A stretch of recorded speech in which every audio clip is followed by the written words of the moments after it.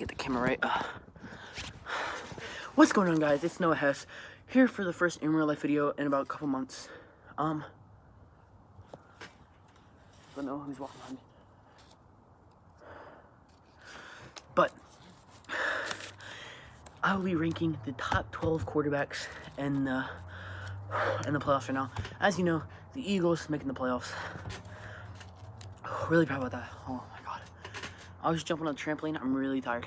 Okay, but this team, this ranking will not be the only NFL video. I'm trying to become more of an Eagles content creator. I want to be more of an Eagles content creator than a Fortnite player.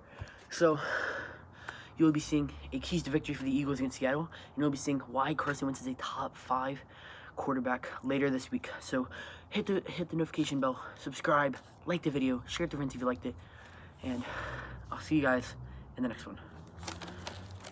So at number 10, at number 12, I put Kirk Cousins. Kirk Cousins is a mediocre quarterback. He's obviously not the worst. He's a pretty decent quarterback. I don't know why I said mediocre. He's a pretty good quarterback. 26 touchdowns to 6 interceptions, 69% completion rating, 3,603 passing yards. But I just can't put him anywhere else on this list because of the fact that he's played in the league for 5 seasons. He has one playoff appearance, which was with the sorry Redskins back in 2015, and they got blown out by the Packers. I can't really put them anywhere else. I can't really put him anywhere else on the list, especially because especially because his leading rusher had about 1,130 yards and 13 touchdowns, and his leading receiver had about 1,100 yards as well with 6 touchdowns. So I feel like he doesn't really have that clutch factor. And we saw in the game against Green Bay when he played, Dalvin Cook wasn't playing. He didn't have the best game in the second half. I'm pretty sure they had 0 points in the second half. When it comes to clutch games and when it comes to Kirk Cousins, it doesn't really go well. I know they had a clutch win against the Cowboys this year, Sunday Night Football, back when the Cowboys were amazing.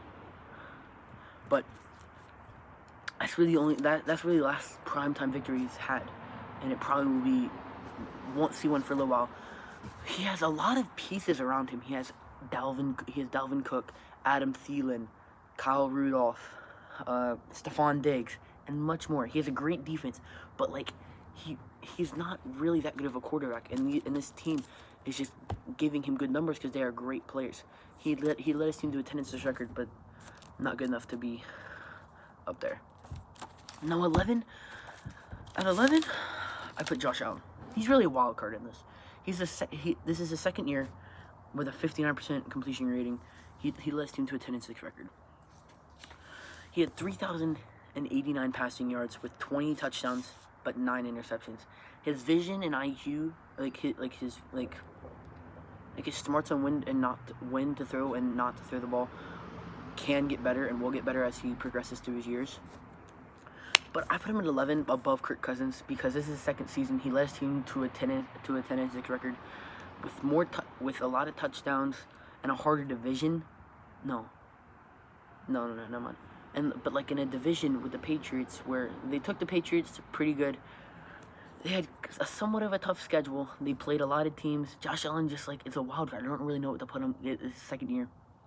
But his leading rusher had 775 yards with 2 touchdowns. So not really that he's obviously 775 yards is not nothing. But when you see the other leading rushers on this list, you'll go 775 isn't really that good. So that's why I put Josh Allen above him, because of Dalvin Cook's rushing yards over his rushing yards. So now that's why I put him there. So now at number 10, I put the man, the myth himself, Ryan Tannehill. I put Ryan Tannehill at 10 with a 9-7 record, but overall 6-2 record for him because he was a backup for the first half of the season. He had 2,742 passing yards in half a season. 22 touchdowns to 6 interceptions with a 70% completion rating. But his leading rusher he's a great passer, but he's only been in the playoffs once in his career, and he was injured, which was 3 years ago when the Dolphins were the 6th seed and they lost to Pittsburgh, I think by like 2-3 touchdowns. Can't remember, but he has the best running back in the league statistically with Derrick Henry. 1,540 rushing yards with 16 touchdowns. 16! And you are saying that he should be higher or lower. I feel like 10 is a really good spot for him because he doesn't really have too much. He doesn't have any playoff experience because he was injured the one time he made the playoffs. I just feel like he's really proven himself in the last 8 games. They're going to Foxborough to play an injured Tom Brady Patriots who just lost to the Dolphins. I feel like Tannehill can pull that one out, which is why I put him at 10. Tannehill is a really good quarterback. Pretty sure I saw something like he had the best touchdown to interception ratio in his first 100 games as a pro, and he had like the second best completion rating in his first 100 games as a pro. So he's obviously really good, but I put him at 10 because he didn't really have that playoff experience. Now, number 9, I put another AFC South opponent, Deshaun Watson. Deshaun Watson led his team to a 10-6 record. I put him at 9 above Ryan Tannehill because he does have playoff experience in a game, but granted, they did get blown out last year by Indianapolis. But don't get me wrong, Deshaun Watson, 3,852 yards, 67% completion rating. Like, really good numbers. 26 touchdowns, 12 interceptions. His defense is really good. Like, without J.J. Watt. I don't think J.J. Watt has played all year. And he might come back for the wildcard game. And his leading rusher has 1,070 yards. So I just feel like Deshaun Watson is above Ryan Tannehill because of the yards passing and his playoff experience. And he just has he has a better receiving core with Will Fuller V, DeAndre Hopkins, players like that who are even though that the Titans just beat them, Deshaun Watson, Will Fuller was injured, and Deshaun Jackson, DeAndre Hopkins were like sitting the game, and DeAndre Hopkins, and god dang it, Will Fuller V was sitting and was injured. So that's why it's like it can go either way with them, but I put Deshaun Watson at 9. Now at number 8, I put, here come the what? Jimmy Garoppolo. That's right, Jimmy Garoppolo at number 8. Jimmy Garoppolo doesn't really he's a great quarterback. And if Lamar Jackson was in the league, he and someone else who I'll explain later in the video why I put him so high would be a 2-man race for the MVP right now. Jimmy Garoppolo had ever made the playoffs before this, he would easily be 6th, 5th, 4th, something like that. But he doesn't really have that playoff experience yet. He doesn't know what the vibes feel like. He doesn't know when he gets older and he matures, because he's really old. When he gets more years as a starter. And the same thing for the San Francisco team. They keep maturing and stuff like that. I feel like this team can win at least 3 Super Bowls with Jimmy Garoppolo. But Jimmy Garoppolo has no playoff experience. Their leading receiver, no playoff experience, which is George Kittle.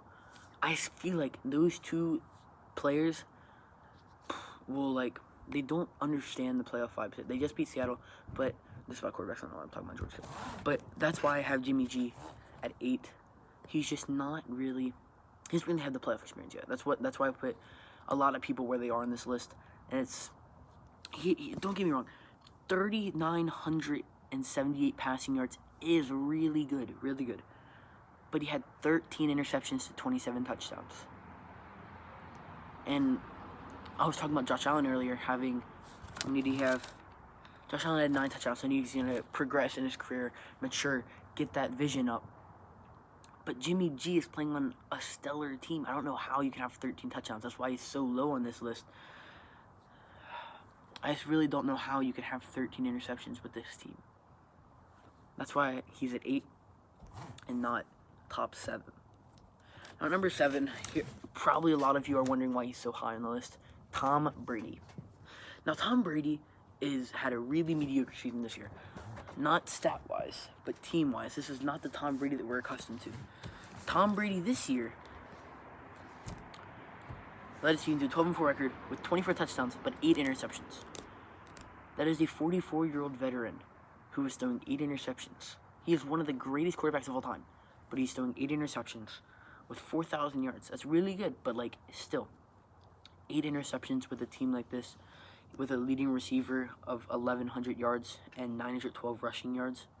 I feel like the only reason he's so high on the list and not like in like the 12, 11, 10, 9, 8 is because it's playoff Tom Brady. This is a regular season video.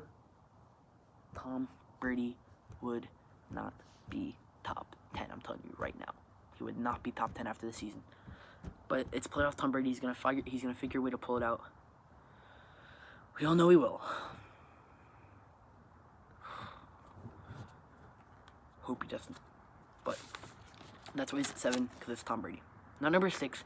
6 and 5 really could have gone anywhere.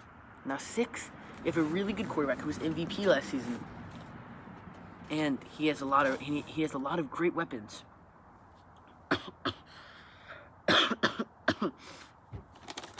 He has a lot of great weapons and a lot of experienced players that were on that AFC Championship team last year with a 12-4 record. Now my player at number 5, he had more touchdown passes than the player at number 6, with 24 injuries on the season. And I think he had more passing yards too. But he had a 9-7 record. So that's why these two are there where they are. I probably should have just not said that. But at number 6, you have Patrick Mahomes. Patrick Mahomes is a really good quarterback, right? 12-4 record, 4,031 passing yards, 26 touchdowns to 5 interceptions. I just feel like Patrick Mahomes, he's played really good, but considering what the number 5 player has had to go through this year to get where he is now in the playoffs, I just can't put Patrick Mahomes in front of him. Maybe a little Eagles bias, but like, I don't think it is, because what Carson has had gone through to this season to get to the playoffs is just way too big. I don't know, because Patrick Mahomes has less touchdowns and less passing yards than Carson Wentz, and their rusher has less yards. So that's why he's at 6. He has a lot of playoff experience, more than number 5, but still have to put him at 6 because of the fact that he's had all his weapons all year and 5 did not. Now number 5, you already know who it is. It's my main man, Carson Wentz. Carson Wentz had a fantastic year this year. He had 27 touchdowns to 7 interceptions, 4,039 passing yards with a 46% completion rating. He led his team to a 9-7 record after losing to the Dolphins and falling to 5-7. He had to win 4 divisional games in a row. I don't care what you say. The NFC East is weak. The NFC East is garbage. True. But divisional games, anything can happen. And Carson Wentz had to rely on his best wide receiver, which was a quarterback 3 years ago at Houston, Greg Ward Jr. Let's talk about what happened last game for him. Miles Sanders went down, the best player on the field. Brandon Brooks went down. Brandon Graham went down. Pretty sure one more player went down, I can't remember. But like, all these players are going down, and he's still finding other people to give it to. You got, I'm pretty sure Joshua Perkins is his name. He had a couple good catches. I think he had a touchdown. Can't remember anybody else on that team. But like, 27 touchdowns to have more than Patrick Mahomes, who was the MVP last year. You lost your deep threat week 1, week 2. You lost a veteran wide receiver for the year after the Dolphins game, but you lost him really in week 2. You lost Nelson Aguilar after the Patriots game. You had to rely on Miles Sanders, who really was mediocre in the first 4 weeks before the Bills game. And then Greg Ward, J.J. Arcega-Whiteside, even Zach Ertz was going down with injuries. You can't keep Carson Wentz out of the top 5. He's the first ever 4,000-yard passer with having a wide receiver. He's the first ever 4,000-yard passer to not have a wide receiver over 500 receiving yards. So that's why he's so high on this list. I know some of you guys probably disagree, but I do not. Now at number 4, I have Russell Wilson. Russell Wilson has a lot of playoff experience. He has the Super Bowl. But what puts him below the 3 guys that I have him above is the fact that Russell Wilson, he probably won't get a home playoff game. He probably, let's look at his stats. Russell Wilson, 31 touchdowns, 5 interceptions. Phenomenal. Better than number 5, obviously. 4,110 passing yards. 66% completion rating. But he had a 1,230-yard rusher, more than the other people in this list. So he has helped out in the rushing game. I'm not saying that he needed that, but playoff-wise, Russell Wilson just doesn't, he doesn't size up. Russell Wilson's here. The other 3 on this list are maybe, right here. Russell Wilson's almost getting there, and he's had a lot of experience. If he can win the Super Bowl, I'll put him at number 1 next year. But I just feel like number 4 is a good spot for him, because he's better than everybody else behind him. But I feel like number 4, what they've done in their career is better. You can't say no. And then number 1, you obviously know who that is. You there's no hiding it. But Russell Wilson is 4 because you can't put him above the other 2 on this list after phenomenal seasons from both of them. So Russell Wilson by default is 4. Now number 3, you have Aaron Rodgers. Aaron Rodgers had a pretty good season, and I don't understand why people are saying that this is the worst 13-3 team to ever make the playoffs. It's really weird to me. He had 26 touchdowns and only 4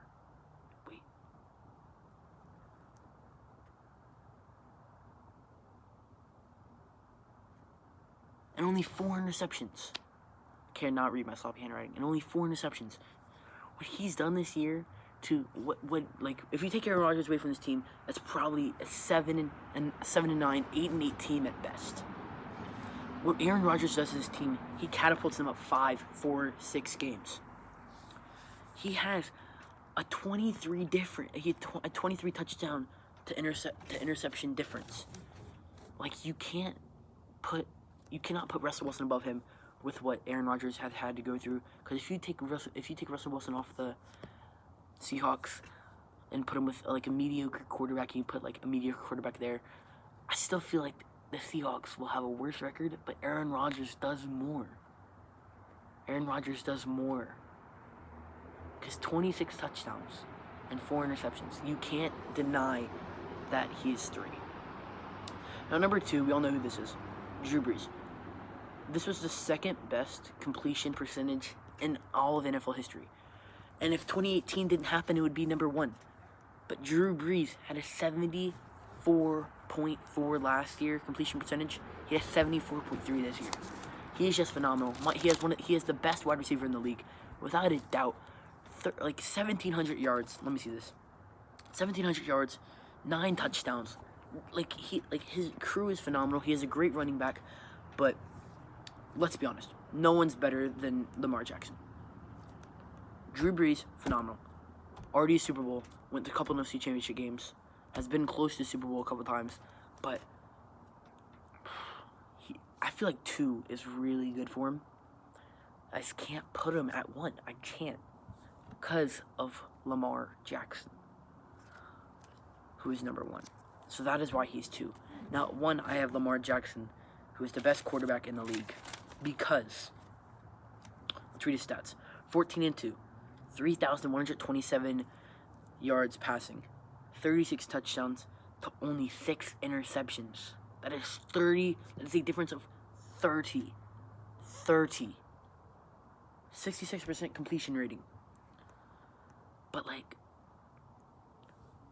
the Ravens have such an established rushing game that their leading rusher has 1,207 yards. Oh, wait. That's Lamar Jackson. Oh, I don't know. No, Lamar Jackson's the best quarterback in the league. There's nothing stopping that. I can't, like, I could have, like, not gone in depth, but Lamar Jackson has over 4,500 all-purpose yards, which is, I think, like, 3rd or 4th in the league behind Jameis Winston. Yeah, don't even get me started on him. He's not number 1. Jameis Winston is not number 1. But no, he has 5,000 yards passing. He has 30 interceptions.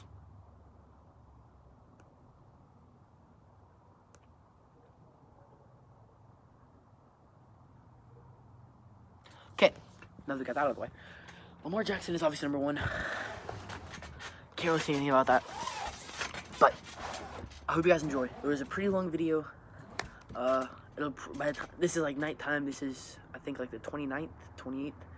You'll probably be seeing this in the morning of the 30th. So enjoy watching it. Shout out a guy, Henry Hatter, loyal subscriber. He was the one that told me to do this because he said that Carson Wentz was like the 20th best quarterback in the league. So I wanted to show him why he was wrong.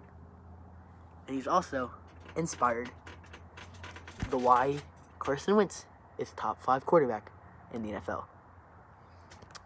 I'm the 2nd best reporter on the Eagles. Peace.